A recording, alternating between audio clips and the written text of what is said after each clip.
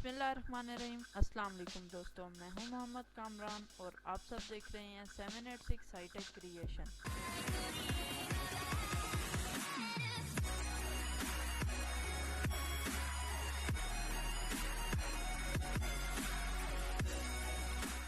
तो आ जाए यार हमारी 6 क्लास, जिसमें मैं आपको आगे के टूल्स पढ़ाऊँगा, आगे के जो फर्दर टूल्स हैं वो बताऊँगा और पूरी कोशिश करेंगे कि उनको समझ सकें।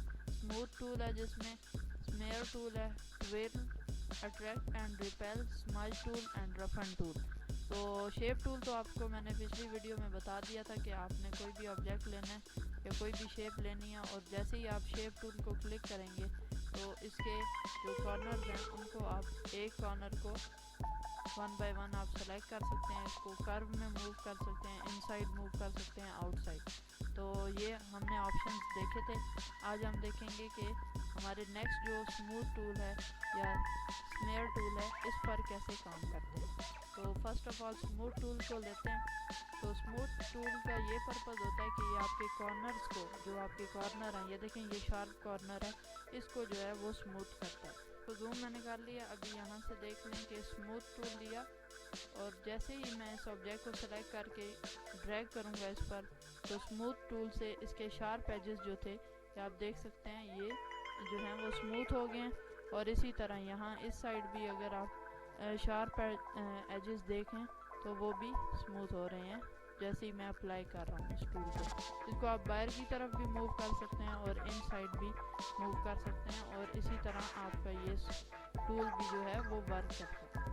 तो अब नेक्स्ट टूल पे आते हैं, जो है हमारे पास स्मेयर टूल।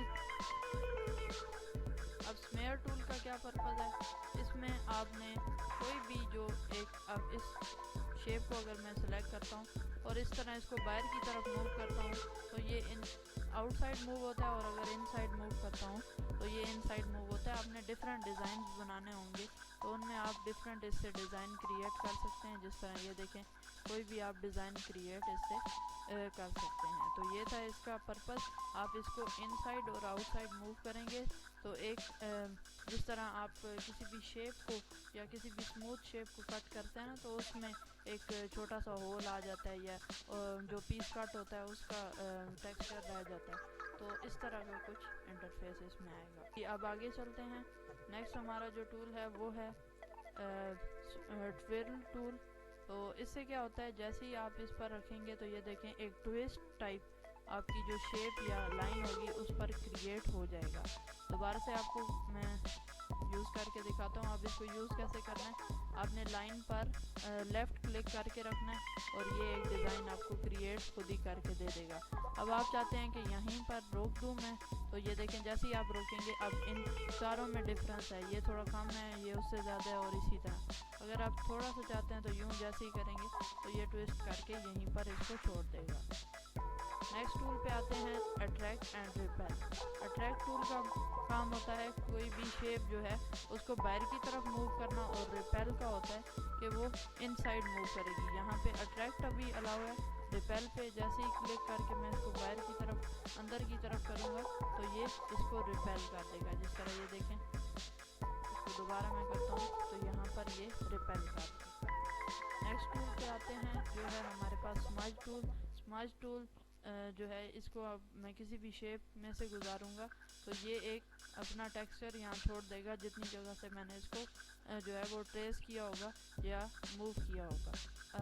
यही थे 4-5 इसके ऑप्शन, ठीक है। बाकी के ऑप्शन हम बाद में देखेंगे, जिसमें हमने smooth tool, smear, twill, attract and repel और स्मज टूल देखा। अब नेक्स्ट आते हैं जी क्रॉप टूल पर। क्रॉप टूल का क्या पर्पज़ है कि आपने कोई भी एरिया जो क्रॉप करना है, लेट्स सपोज मैंने इतना एरिया क्रॉप करना है, इस पर जब मैं ड्रैग करूँगा तो इतना एरिया मुझे शो होगा।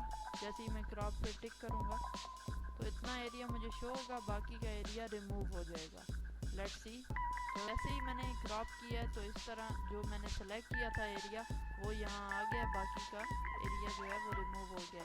अगेन से आपको करके दिखाता हूँ कि जैसे ही आप क्रॉप टूल लेते हैं तो आपने कोई भी एरिया क्रॉप करना है एंड क्रॉप पे क्लिक करना है तो वो एरिया क्रॉप हो जाएगा, बाकी का एरिया आपको शो नहीं होगा।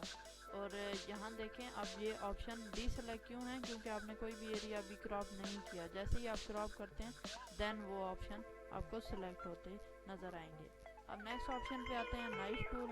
नाइफ टूल का क्या पर्पज़ है? नाइफ टूल का यार ये पर्पज़ है कि ये किसी भी ऑब्जेक्ट को या किसी भी डिज़ाइन को कट आउट कर देता है 2 हिस्सों में। अब लेट सपोज इनको मैंने कट किया तो ये देखें कि ये 2 हिस्सों में आप इनको अगर अनग्रुप करूँगा ये देखें तो ये अलग से एक हिस्सा है और ये वाला अलग एक हिस्सा है। तो इसका क्या पर्पज़ है कि ये किसी भी ऑब्जेक्ट को या किसी भी डिज़ाइन को 2 हिस्सों में जो है वो कट आउट कर देता है। ये देखिए ठीक है, तो कंट्रोल जी करते हैं। नेक्स्ट ऑप्शन पे आते हैं जो है हमारे पास वर्चुअल सेगमेंट डिलीट। अब कोई भी आपने एक हिस्सा डिलीट करना है तो जैसे ही आप इस पर क्लिक करेंगे ये हिस्सा यहाँ से, अब देखें ये बारीक सी लाइन आपको जूम करने की कोई ज़रूरत नहीं, यहीं से आप इसको डिलीट कर सकते हैं। इस एरिया को करना है तो जैसे ही आप इस पर क्लिक करेंगे तो ये एरिया भी आपका ये देखें डिलीट हो रहा है। इसी तरह आपने कोई लाइन करनी है, कोई स्मॉल ऑब्जेक्ट करना है, जिस तरह ये है तो ये डिलीट हो जाएगा। अब ये कलर क्यों फिल कर रहा है? क्योंकि ये एक पूरा ऑब्जेक्ट बन चुका है ना, हमने क्रॉप किया था। तो नेक्स्ट ऑप्शन पे आते हैं इरेजर टूल। इरेजर टूल का ये पर्पज़ है यार कोई भी डिज़ाइन सेलेक्ट करें और जैसे ही उस पर इरेज करेंगे तो ये उसको इरेज कर देगा सिंपल।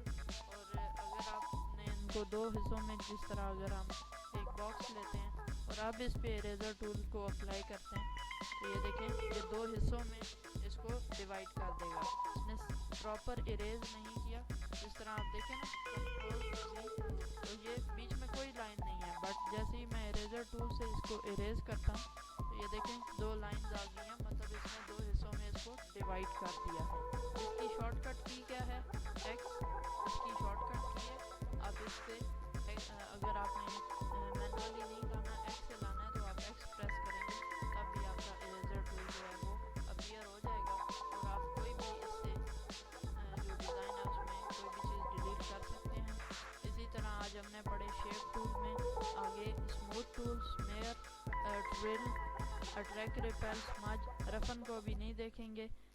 नेक्स्ट हमने क्रॉप टूल देखा, नाइफ टूल देखा, वर्चुअल सेगमेंट डिलीट देखा, इरेजर एक्स इसकी शॉर्टकट की है, ये टूल देखा जिससे हम कोई भी पार्ट इरेज कर सकते हैं।